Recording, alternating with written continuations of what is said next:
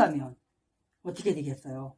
성전 모독죄를 뒤집어 씌울 거란 말이에요. 또. 그래서 죽을 수도 있다는 거예요. 그런 사실을 누구보다도 잘 아는 게 바로 사도 바울이에요. 여기서 받아야지 예루살렘에 돌아가면 안 되겠다. 그래서 사도 바울은 로마 시민으로서 할 수 있는 마지막 권리를 주장하게 됩니다. 왜 그래요? 당시에 지난번에 24장에서 말했던 것처럼 로마 법률에는 로마 시민들은 어떻게 한다고 했어요? 보호를 받는다고 했어요. 황제에게 호소하면 그 권리가 규정되어 있어요. 그래서 로마 시민이라면 누구나 다 지방 행정관의 압제나 중요한 재판 문제가 생겼을 때 황제에게 호소할 수 있는 그런 법이 있다고 지난 24장에서 설명을 했습니다. 그래서 사도 바울은 카이사에게 지금 뭐라고 하고 있어요? 11절에서 내가 카이사르에게 청원하나이다. 12절에 보니까 이에 베스도가 공의와 협의하고 응답하되 내가 카이사르에게 청원하였느냐? 카이사르에게 내가 갈지니라.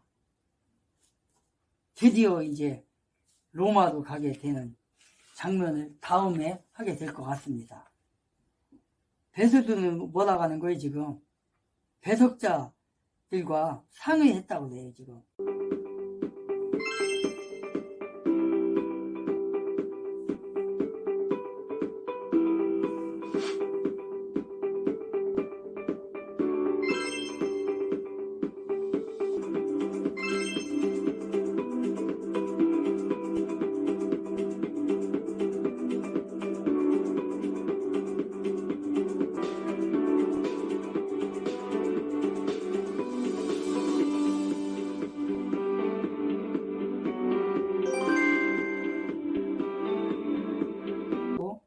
왜?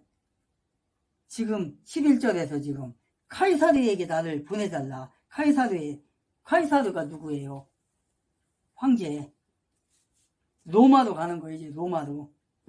방금 제가 설명했던 것처럼 로마인들은 로마 시민권을 갖고 있는 사람들은 황제한테 가서 호소할 수 있고, 황제는 황제가 직접 자리에 있거나 아니면 원로원에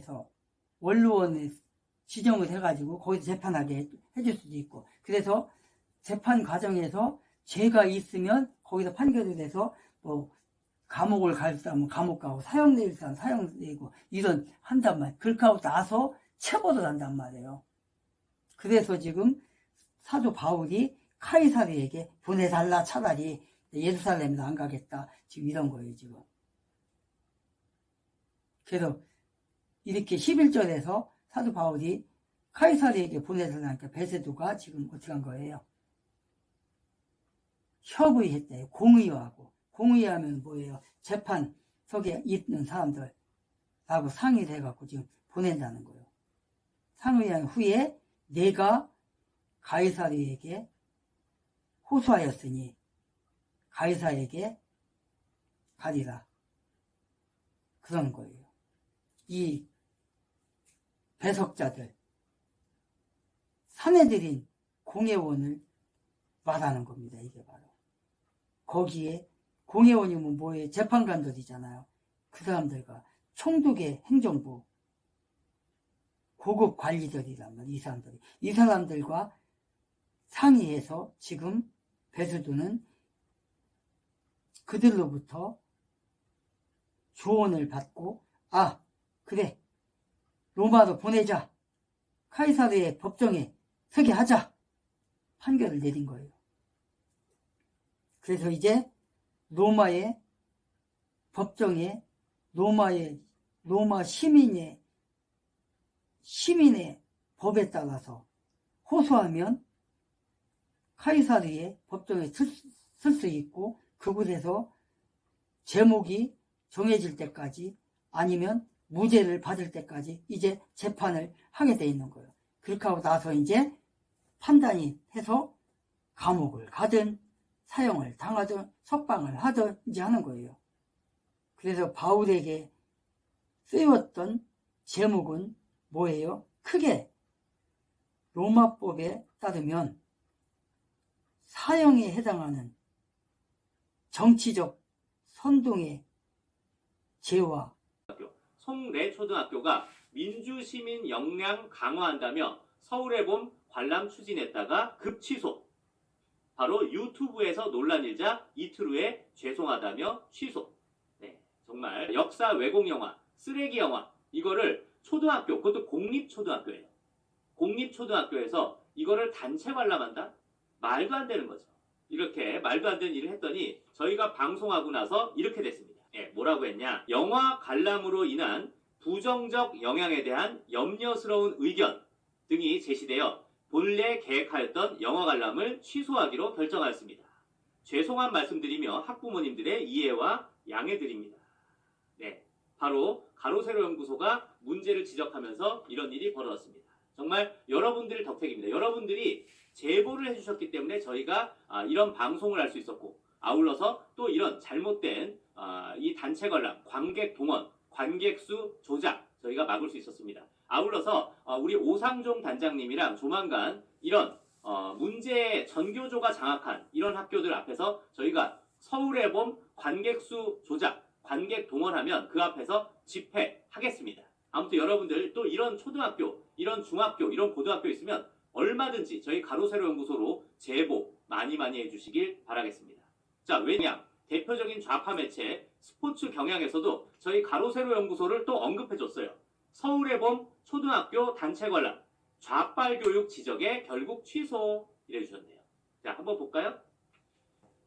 자, 학교 측은 영화 관람으로 인한 교육적 목적 이외에 부정적 영향이 발생하지 않도록 사전교육과 사후 지도에 대한 계획을 수립했다며 6학년 사회과 교육과정과 연계한 활동으로 민주시민의 역량을 강화할 수 있는 좋은 기회가 되길 바란다. 꼭 강조했다. 하지만 이를 두고 유튜브 채널 가로세로 연구소가 A초등학교가 학교 수업이라며 단체 관람을 진행하고 있다. 더러운 좌빨 교육을 우리가 막아야 한다. 다 함께 교육부에 신고하자. 라며 이 송내초등학교의 서울의 봄 단체 관람에 대해 문제를 제기하고 나섰다. 가세연의 공지에 실제 교육부에 민원을 넣었다는 누리꾼들의 인증이 일부 이어졌다.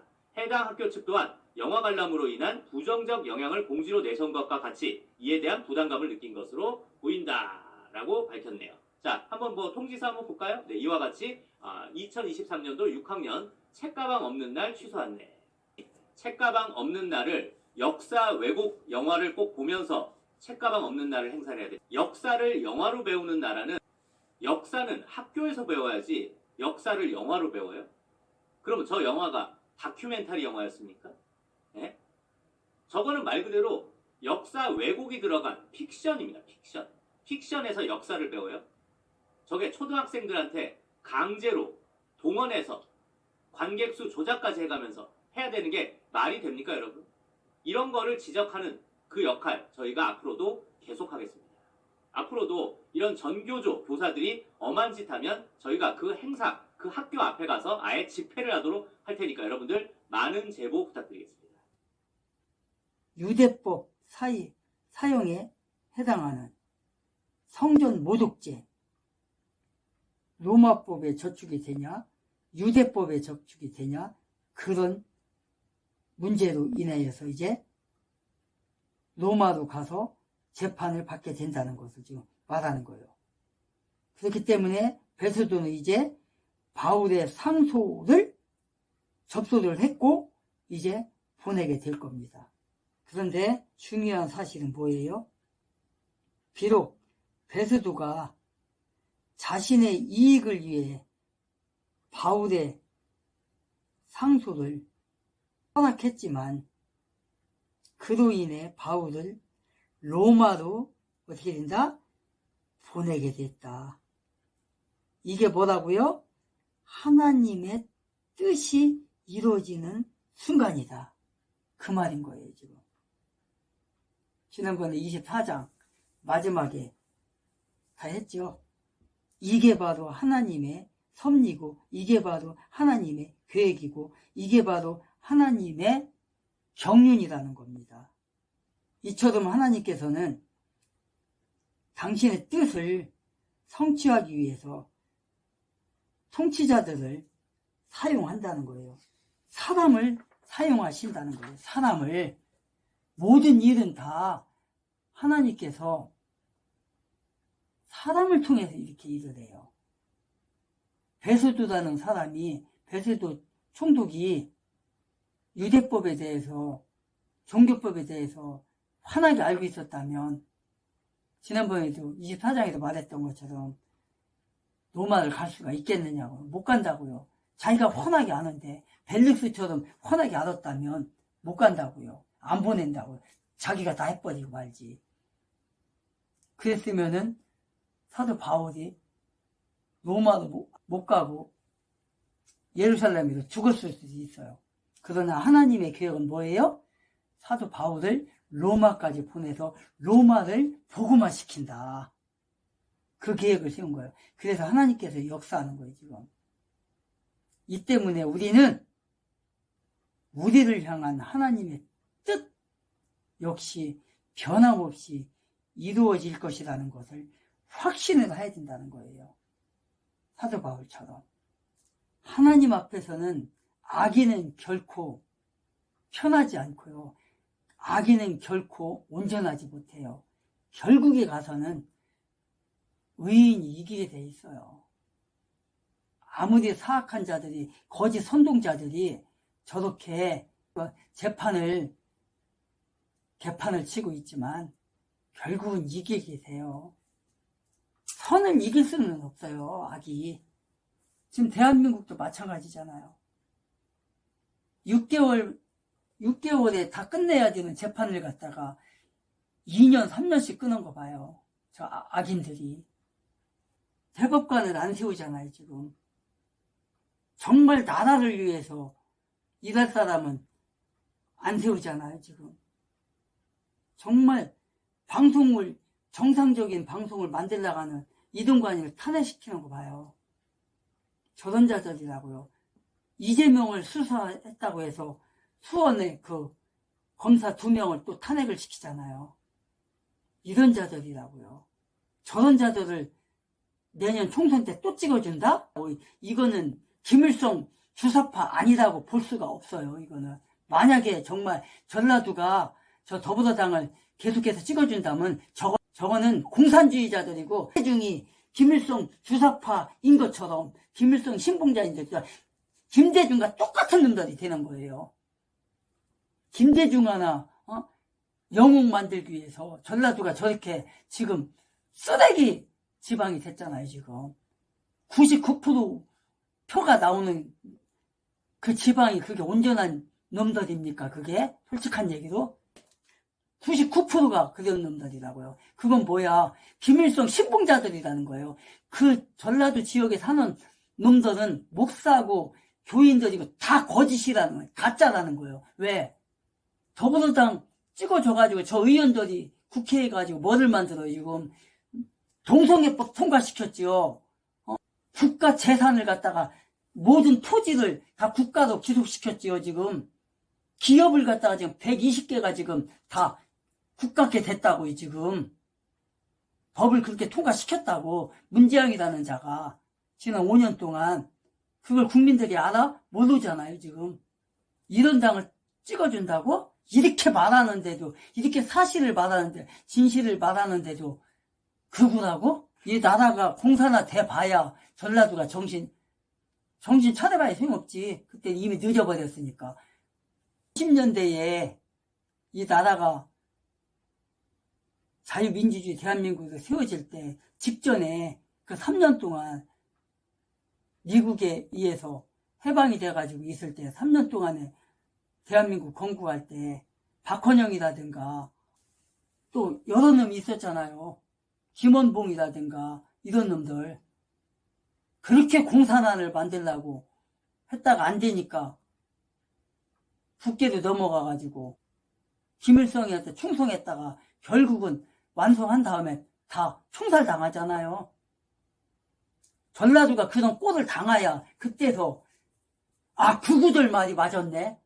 그때서 그렇게 말하면 뭐해. 내가 후회하면 뭐 할 거야. 아니 6.25 전쟁 때 못 봤냐고. 노무현이 마누라 전영숙의 아버지가 자유국민 15명을 고발해가지고 고소해갖고 거기에 죽이는데 총살하는데 앞장섰던 놈 아니요. 그런 거 겪고서도. 그리고 전라도에 그때 6.25 때 1.45 때다가 뭐라고 해야 돼? 그 인천 상륙작전 성공하면서 북계가 물러갔을 때, 물러가기 전에 그 전라도에 있던 그리스도인들과 많은 저기들 몇만 명을 총살하고 간 거예요, 그때. 그걸 당신들이 아냐고. 공산주의자들 그런 놈들이라고. 못 데리고 가니까 다 죽여버리고 가. 3만 명이니까 총살하고 갔다고. 저 빨갱이들이, 공산주의자들이, 저 북계가 그런 놈들이라고요. 지금 그런 놈들이 지금 더불어 김일성 주사파들이 지금 이번에 윤석열 대통령 탄핵시키려고 기획 잡아가지고 서울의 소리를 통해서 MBC를 통해서 장인수 그 가짜 그 MBC 거짓 기자 그 전라도 새끼 그 새끼하고 전라도 새끼 서울의 소리 저 백은종 80세가 넘는 그 늙은이 돼지는 그 순간까지 아마 저지랄 김일성 주사파의 따까리가 돼갖고 살 텐데 그 밑에서 또 종무로 타는 이명수라는 그 자식 최재용이라는 그 가짜 목사 전라도하고 다 협업할까 아니에요 지금. 그게 탄로난 거 아니에요 지금. 논란이 되고 있는 최재형이라고 하는 이 목사도 마찬가지예요. 저는 오늘 영상에서 주장하는 것은 간단하거든요. 이런 인간은 정말 다른 인간보다도 엄벌에 처해야 된다라고 봅니다. 당장의 구속을 했는데 왜 그러냐? 다른 문제도 이거 목사라고 하는 타이틀을 들고 나와가지고 무슨 뭐 인류애적인 어떤 뭐 사랑, 뭐 평등, 뭐 이런 얘기를 떠벌리고 댕기면서 지가 지금 저질렀던 추악한 불법 행위에 대해 가지고 그거를 정당화시키려고 하는 거. 그리고 이거는 기독교 전체에 대한 모욕인 것이고 정치 최재형 같은 인간은 반드시 구속을 시켜야 됩니다. 아니 살다가 목사라고 하는 인간이 무슨 손목시계가 알고 봤더니만 그 카메라였다라는 거 아니에요? 그 카메라 같은 거를 차고 가가지고 의도적으로 김건희 여사한테 디올 같은 이런 고가의 선물 같은 걸 줘가지고 어떻게 반응할지 그거에 대해 가지고 카메라로 촬영을 하고 나오는 거. 이게 도대체 목사입니까? 이게 무슨 뭐 간첩이라고 볼 법한 그런 행동 아니에요.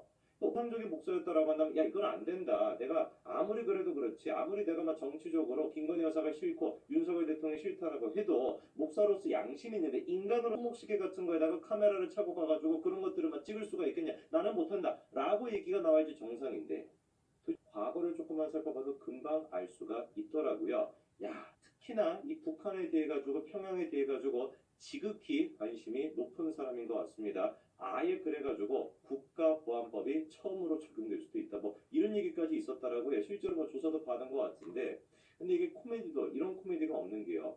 이 최재형이라고 하는 목사가 뭐 평양에 가가지고 별의별 짓거리를 하다 보니까 관련돼가지고 조사를 받았다. 이거에 대해 가지고 진보 단체라는 것들이 막 뛰어나와가지고 야 어떻게 막 국가가 이렇게 뭐 북한에 대해서 목소리 내는 사람을 탄압할 수가 있냐라고 하는데 그 단체가 지금 보니까 뭐라고 합니까? 국가보안법과 더불어 뭐 이런 식의 단체인 것 같아요. 그러니까 이게 뭐 뭔 단체겠습니까? 뻔한 거 있잖아요. 민주당 쪽에 있는 그런 기생하는 그런 단체인 거 아니겠어요? 근데 웃긴 게 이 최재형이가 국가보안법을 위반했다고 조사를 받았던 게 언제였습니까? 문재인 정부 때였거든요.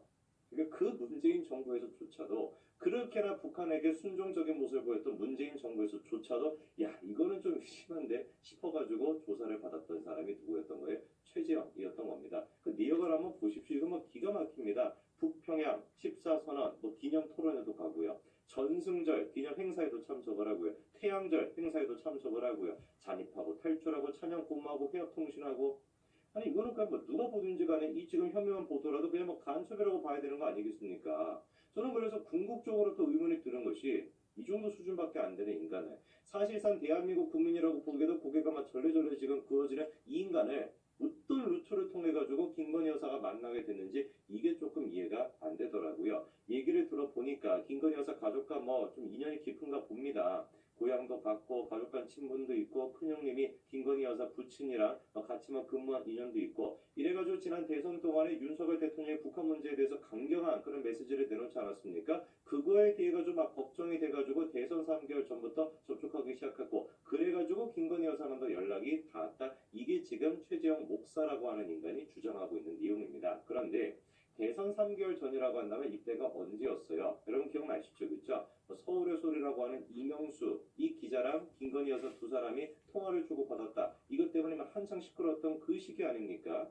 그리고 이번에 하필이면 또 최재형이가 이렇게 막 잠입 취재라고 해야 되나? 이걸 뭐라고 해야 되나? 이런 불법을 저질러가지고 그거를 보도했던 것도 또 어디예요? 그것도 이제 서울의 소리라. 이게 막 목사라고 봐야 됩니까? 이건 인간답지도 않은 인간인데 보니 감정 취재라느니 뭐 이런 식의 얘기를 하고 있지만 그런 식으로 호도하는 거 바로 잡아야 된다. 뭐가 호도를 하고 있는 겁니까? 나이를 그렇게나 먹고 목사라고 하는 인간이 예수님의 가르침을 갖다가 많은 사람들한테 알려야 된다라고 하는 그런 직책에 있는 인간이 되겠다. 어떻게 해서든 간에 윤석열 정부에 대해 가지고 깔 게 없는 카메라가 달려있는 시계까지 차고서 김건희 여사한테 접근한 거 아니겠어요? 서울의 소리에서 보도하고 있는 내용 한번 보십시오. 장인수라고 하는 기자가 서울의 소리에서 보도했는데 이 지금 내용에 대해 가지고 진짜 인간으로서 어떻게 이렇게 이쪽에 있는 인간들은 나이스를 먹고 저렇게 부끄러운 짓거리를 하는지는 모르겠는데 이 장인수 같은 경우는 해당 보도를 하기 직전에 보니까 MBC에서 퇴사를 했더라고요. 사직서를 냈더라고요. 근데 MBC에 있었을 때 이 장인수라고 하는 인간이 어떤 보도를 했던 인간입니까? 맞습니다. 그 검은 주차 한동훈 장관이랑 그다음에 무슨 뭐 이동재 기자 두 사람이 막 연락을 막 주고받았다. 이따위 진짜 가짜뉴스나 퍼뜨렸던 그런 인간인 것이고 거기에다가 이번에도 국민의 알 권리를 위해서 목숨을 걸었다. 목숨을 걸기는 뭘 목숨을 걸어요? 지의 어떤 그 돈벌이 수단으로서 김건희 여사를 팔아먹는 것이고 저게 지금 장인수라고 하는 인간인데 그리고 목숨을 걸었다 이딴 식으로 포장을 하고 앉아 있습니까? 최정희가 됐거나 이명수가 됐거나 장인수가 됐거나 다 똑같은 인간들인 거예요. 그러니까 좌파 목사는 다 거짓이라고. 세상천지 김건희 여사하고 그때 언제야 그때가 용산에 들어가려면은 관저를 그때 수리하고 있을 때 그 마련하고 있을 때 그 6개월 그 아니거든 그때가. 그때 김건희 여사가 그때 당시 그 집 있잖아요. 강남에 있는 지 아파트. 그 지하에서 그 김건희 여사가 저기 하잖아요. 그거 가게 무슨 가게야? 그 유명한 그 외국인하고 하는 거 그거 전시 그거 거기서 하고 있었다고. 그때 그 최 목사라는 놈을 이명수라는 놈이 시계를 몰래카메라 그거 하는 것이 그 시계를 해가지고 다 주고 선물까지 해갖고 다 촬영한 거 아니야 그게. 그런 놈들이라고요. 그게 목사야? 그런 범죄를 저지르는 놈이? 좌파 목사는 다 그렇다고. 김일성 신봉자들 목사는 다 가짜라고. 그게 거짓. 그리고 저 김건희 여사도 마찬가지야. 저 여자도 완전 사상이 좌파 사상을 갖고 있어가지고 지금 대통령 돼갖고 어쩔 수 없이 지금 우파에 와서 이렇게 하고 있지만 사상 자체는 좌파라고요. 저 여자도. 솔직한 얘기로. 그러니까 그 북계를 30번 이상을 갔다 온 놈이 왔는데 그거 알면서도 그렇게 그런 말을 하는 거 봐봐요. 좌파나 우파나 어쩌고 하면서 할 말 못할 말 그런 좌파 목사한테 다 아니 자기 남편 후보 때 그렇게 이명수한테 서울의 소리한테 당해놓고도 그따위 짓 또 하고 있어? 그러니까 빨리 제2 부속실 빨리 만들어서 관리해야 된다고.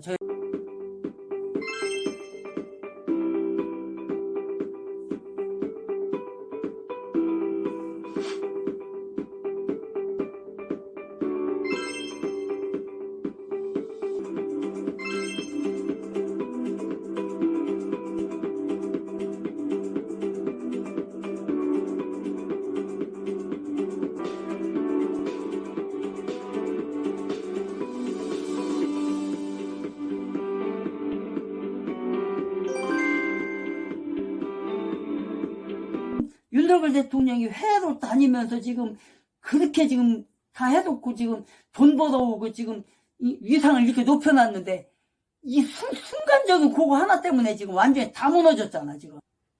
오늘은 사도행전 25장 1절부터 12절까지 함께 나눴습니다.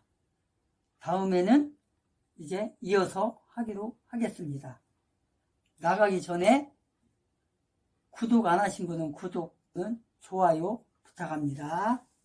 다시 만나는 그날까지, 그 시간까지 샬롬.